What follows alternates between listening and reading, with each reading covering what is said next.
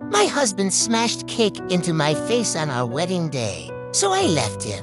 The laughter died, and 100 pairs of eyes stared, but all I could see was the white frosting blurring my vision, tasting the bitter sweetness of humiliation. The silence was louder than any music that had played moments before. It was in that deafening quiet, with my makeup ruined and my pristine dress stained, that I finally saw him clearly. This wasn't a joke.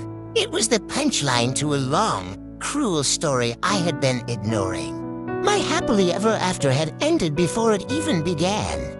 The Uber arrived like a secret whispered into the rainy night. As the venue's lights faded behind us, I sat alone in the back seat, a bride with no groom, a future with no plan. The quiet tears I shed weren't just for the ruined party or the public shame. They were for the woman who had tried so hard to be loved by a man incapable of giving it. Back in our apartment, the air felt heavy with unspoken resentments and broken promises.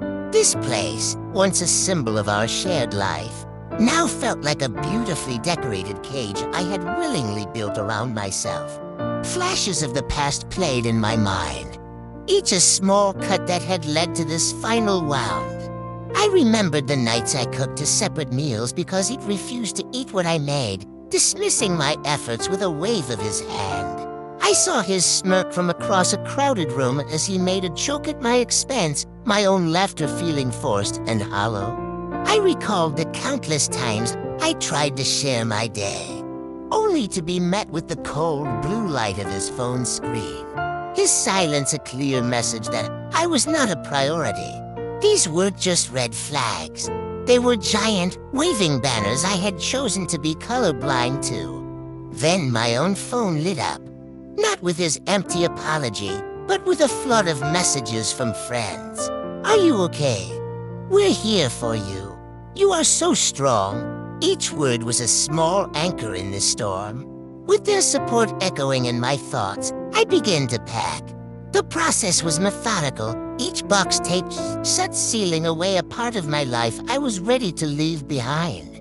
He wasn't there, and his absence was a relief, a quiet permission to finally save myself. As I walked out of that apartment for the last time, the first light of dawn was breaking through the gray clouds. The soft rain that had witnessed my tears now felt like a cleansing, washing away the remnants of a life that no longer fit. My silhouette against the emerging light felt different, straighter, and more solid than it had in years. I wasn't running away from him. I was walking toward myself. I took a deep breath, clutching the therapy appointment card in my pocket, and faced the new horizon, ready for the quiet, steady work of rebuilding. The rain was finally stopping,